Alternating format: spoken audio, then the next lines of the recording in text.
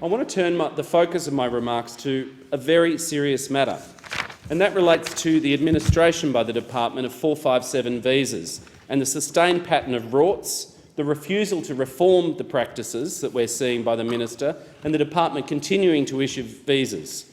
The hypocrisy of the government in turning a blind eye to what's going on in the 457 racket at the moment makes them actively complicit.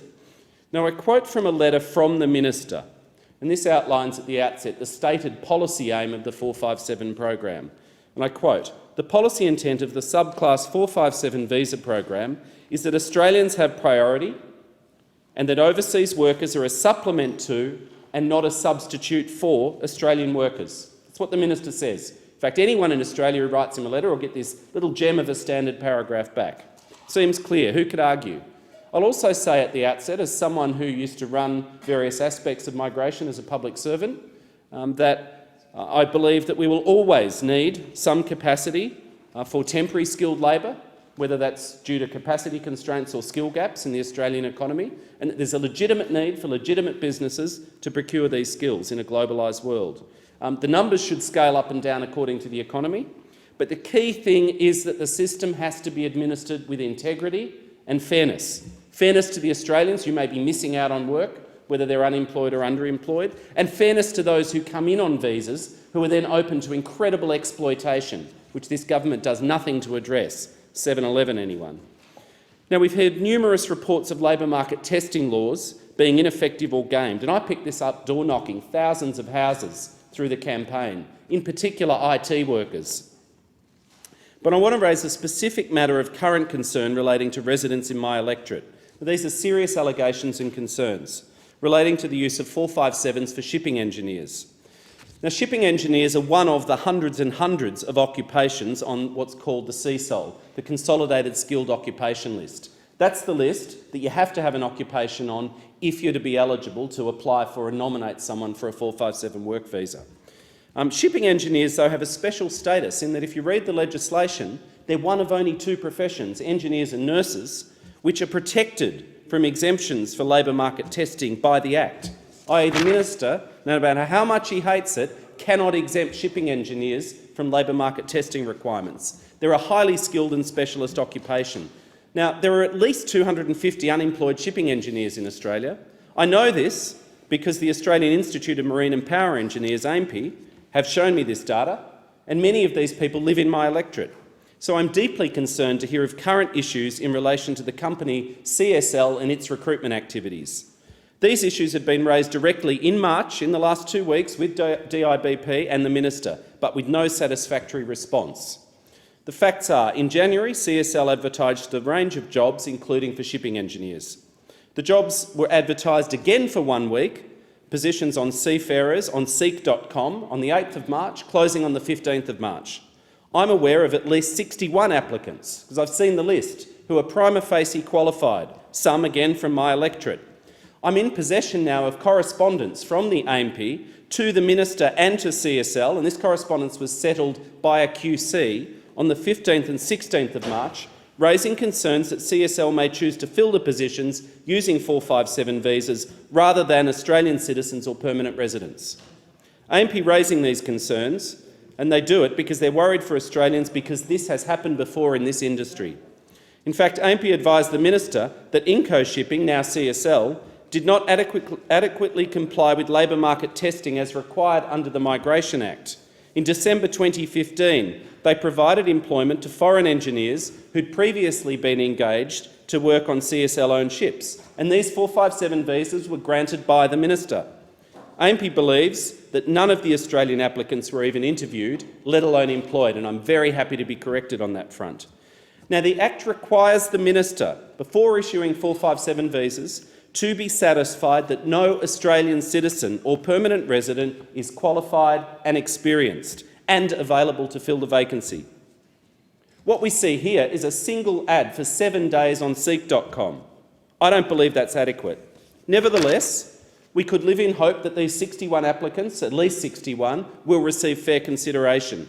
But given their concerns, AMP sent the list of applicants to the department. Mysteriously, one applicant was told by email on the 21st of March by the Chandler McLeod recruitment firm in relation to their application in January that the position's been withdrawn. Yet on the 23rd of March, CSL replied to AMP's letter saying they had a large number of applications for the jobs advertised in March.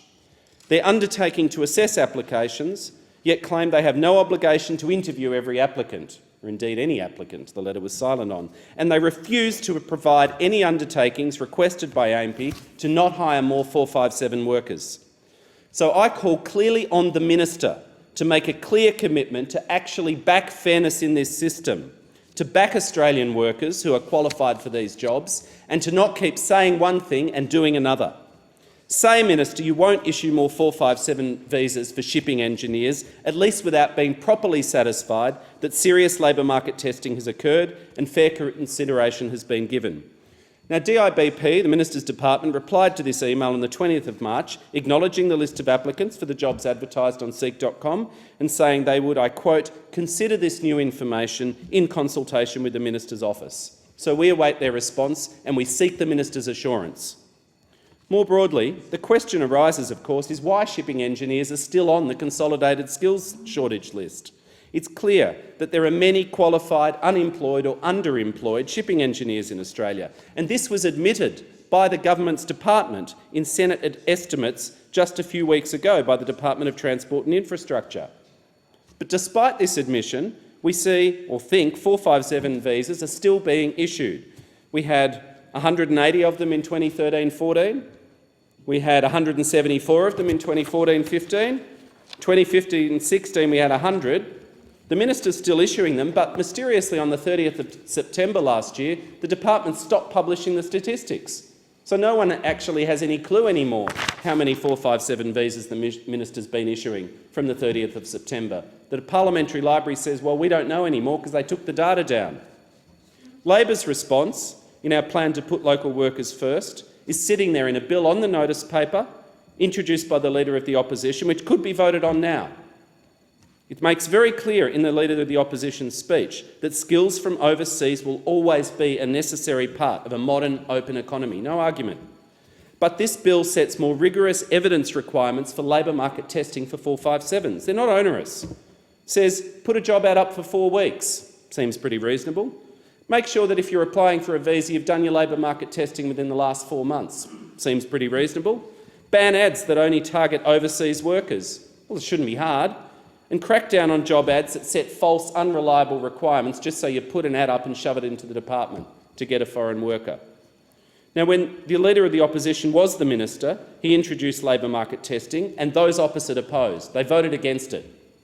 It's really quite simple. Where employers need a 457 visa holder, they should have to provide evidence to prove it. Now, my personal view is that labour market testing may not go far enough, and that in some sectors, in some cases, we may also need to explore price signals to reality test employers. So when you've got a choice between saying, look, there's a bit of a shortage here, but with a few $1,000s I could train a local worker to fill that job, they've got years of experience, they just need a skill. Maybe you don't do a fake job ad and go overseas.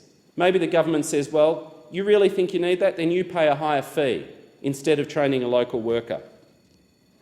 The Minister, of course, I think in his campaign for his leadership, polishing his head and trying to think, where might I be a bit exposed, better cover up my weaknesses if I'm going to run for leader while I count my numbers. He did come out a few weeks ago with this fig leaf, this little sham of a fix on 457. It's got a bit of tally on it.